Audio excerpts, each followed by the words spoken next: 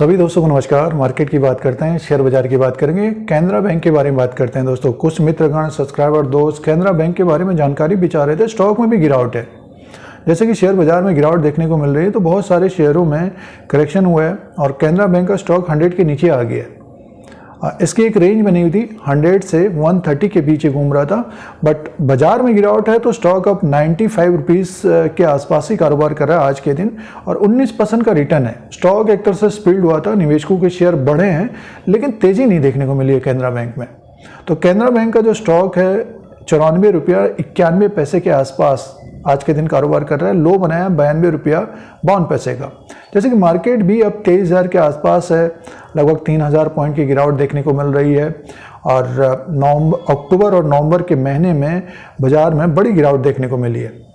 तो कैनरा बैंक की बात करते हैं तो देखिए PSU बैंक है और इसका इंटरेस्ट अर्न और इनकम बढ़ता हुआ नज़र आ रहा था। पिछले 1-2 साल से एक तेज़ी भी देखने को मिली थी, लेकिन स्पीड के बाद स्टॉक में तेजी देखने को नहीं मिली। और दूसरी तिमाही के नंबर्स आपने देखे होंगे, इंटरेस्ट अर्न 30,181 करोड़ का था और टोटल इनकम जो था 38,006 करोड़ का था, ये बढ़कर आया था।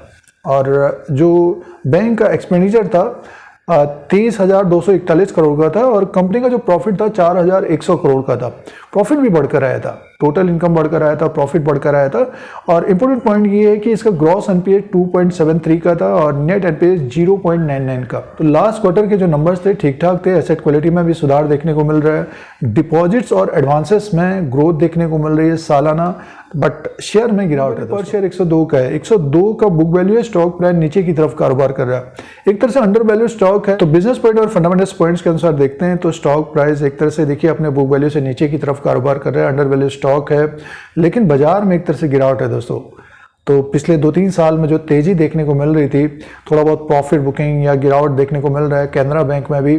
और जो निवेशकों ने लॉन्ग टर्म से अपने पोर्टफोलियो में शेयर को रखा है, जो निवेशकों के शेयर बढ़े भी होंगे, उनका थोड़ा बहुत प्रॉफिट कम हुआ होगा, लेकिन जो शॉर्ट टर्म में जिन्होंने कारोबार किया है, 100 के ऊपर जिन्होंने खरीदारी कर ली, 110, 120 के आसपास खरीदारी कर लिए, वो निवेशक एक तरह से वरीड होंगे।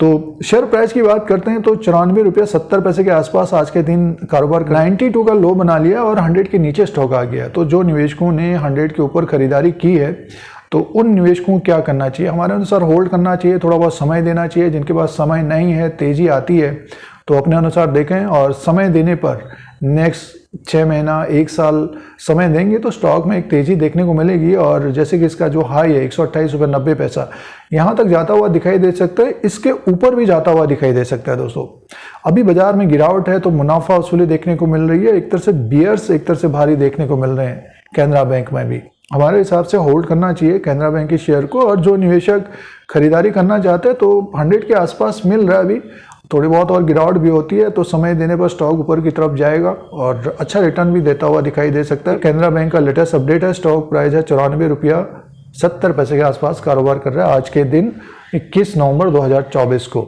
Dheeraj Singh stocks bull beer को सब्सक्राइब करें, लाइक करें, शेयर करें, कमेंट करें।